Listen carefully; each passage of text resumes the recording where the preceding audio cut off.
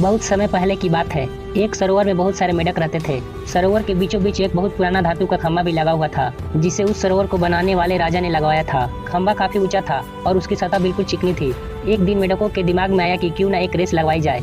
Race में भाग लेने वाली प्रतियोगिताओं को खंभे पर चढ़ना होगा और जो सबसे पहले खंभे के ऊपर तक पहुँच जाएगा वही विजेता माना जाएगा। रेस का दिन आया।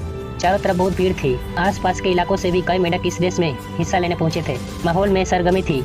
हर तरफ शोर ही शोर था। रेस शुरू हुई, लेकिन खंभे को देखकर भीड़ में एकत्रित हुए किसी भी मेंढकों को यकीन नहीं हुआ कि कोई भी मेंढक ऊपर तक पहुंच पाएगा। हर तरफ यही सुनाई देता, अरे ये तो बहुत कठिन है, कभी भी ये रेस नहीं पूरी कर पाएंगे। सफलता का तो कोई सवाल ही नहीं, इतने चिकने खंभे पर चढ़ा ही नहीं जा सकता। और यही हो भी रहा था। जो भी मेंढक कोशिश करता वो थोड़ा सा ऊपर जाकर नीचे गिर जाता।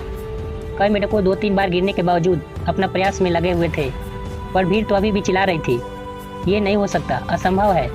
और जो उत्साहित मेंढक भी थे ये सुन कर हताश हो गए और अपना प्रयास छोड़ दिया। लेकिन उसी मेंढकों के बीच एक छोटा सा मेंढक था जो बार बार गिरने पर भी उसी जोश के साथ ऊपर चढ़ने में लगा हुआ था। वो लगातार ऊपर की ओर चढ़ता रहा और अनंत वह खंभे के ऊपर पहुंच गया और इस रेस का विजेता बना। उसकी जीत पर सभी लोगों को बड़ा आश्चर्य हुआ। सभी मेंढक उसे घेर कर खड़े हो गए और पूछने लगे, तुमने यह असंभव कार्य कैसे कर दिखाया? भला तुम्हें अपना लक्ष्य प्राप्त करने की शक्ति कहाँ से मिली? जरा हमें भी तो बताओ कि तुमने ये विजय कैसे प्राप्त की। तभी पीछे से आवाज़ आई, अरे उससे क्या पूछ रहे हो, वो तो बहरा है। दोस्तों, अक्सर हमारे अंदर अपना लक्ष्य प्राप्त करने की काबिलियत होती है, पर हम अपने चारों तरफ मौजूद नकारात्मक की वजह से खुद को कम आंक बैठते हैं और हमने जो बड़े बड़े सपने देखे होते हैं उन्हें पूरा किए बिना ही अपनी ज़िंदगी गुजार देते हैं।